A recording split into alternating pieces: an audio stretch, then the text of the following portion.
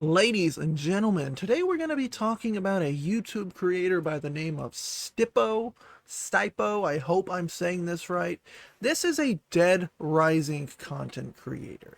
Deadrising is that one zombie video game where you're trapped in the mall and you have all these crazy wacky weapons and you have to take out all the zombies, and there's all these crazy people in the mall you're trapped with, and you're trying to get this zombie medicine so that you don't turn into a zombie. There's a whole lot to Deadrising, and I'm not the biggest fan of the series, so I can't tell you everything. STiP0 could have told you everything. Unfortunately, he's deleted all of his content, and you might be wondering why. I mean, this guy has 43,000 subscribers, right? Over the course of his channel, he's got 5 million views. He has a large following, and he's been a YouTuber since 2007. He's been one of the only people who's covered this game, Deadrising, and he's covered everything about the game, from early access copies to beta copies to cut content to out of map secrets. He's one of these gaming YouTubers who covers, the inner workings of these interesting video games, and it's more of a niche audience type of thing. But I like this kind of stuff. I'm weird like that. I like learning about very niche things in very niche games, especially like Deadrising that came out in 2007.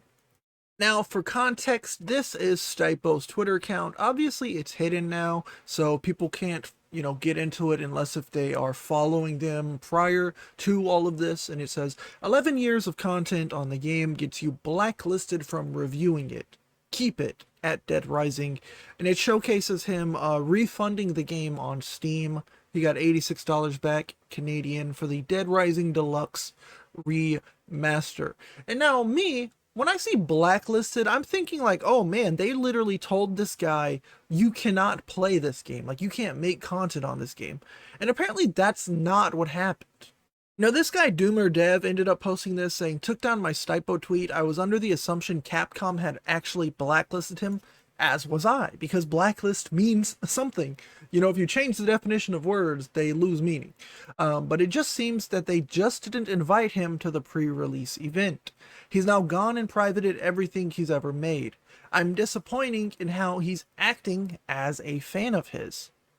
And you can see from a tweet 20 hours ago, this guy Nathan says, man, STiP0 really isn't happy about being shafted on that Deadrising remake. He's gone and deleted his videos about it. And you can see he deleted all of his videos up to an hour ago. And just as of recently, he's deleted everything now, right? There's no lives, there's no videos. So that's kind of the rundown. This fairly large 43,000 subscriber account deleted everything, has gone off the grid. Their videos might be unlisted, might be private, whatever the case may be, but they have gone off the grid simply because they weren't given a review copy, weren't invited to a pre-release event hosted by Capcom. How do I feel about this? I think it sucks. I do think that Capcom could have just said, hey man, here's a review copy, have fun, you do good work. But, mind you, this guy data mines things. He goes into the game's files. He looks into things maybe Capcom doesn't want out there. Alright? You can't be too upset at them for not wanting to give like a leaker, a person who's going into the game's files, looking around at things, a code. Now, this person over here on Reddit kind of agrees with me. This is the actual Deadrising Reddit. They said, I like STiP0's videos, but why would Capcom give an early copy to a guy's entire thing as data mining Deadrising and finding code and assets people aren't meant to see? Kind of a good point. Again, some developers like when people break their game, others don't. This is probably the most sensible comment here. Why are his tweets protected? This only tells me he was wrong. He's blocked a few people calling him out, LMAO. He's just pissed he couldn't start data mining the game early. Take that how you may.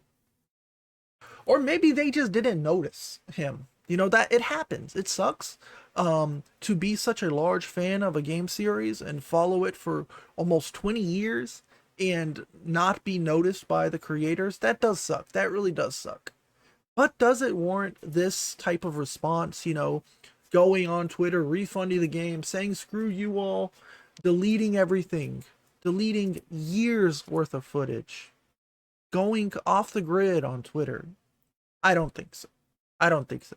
There's been plenty of creators, you know, in the Call of Duty space and the Halo space who have been following these games for years, decades, and stopped being invited to events and things like that. You know, people who play Call of Duty and review Call of Duty, if you say one bad thing about Call of Duty, your chance of getting a review copy or invited to one of their events is gone. It happens, right?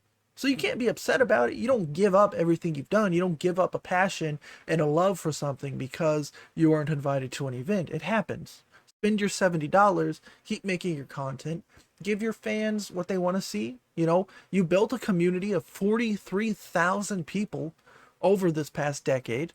Why throw that all away? It just doesn't make sense to me. Again, I'm not STiP0. I'm not in his shoes. There could be more to this. You know, maybe he's wanted to take a break for a while, and maybe this was just the straw that broke the camel's back.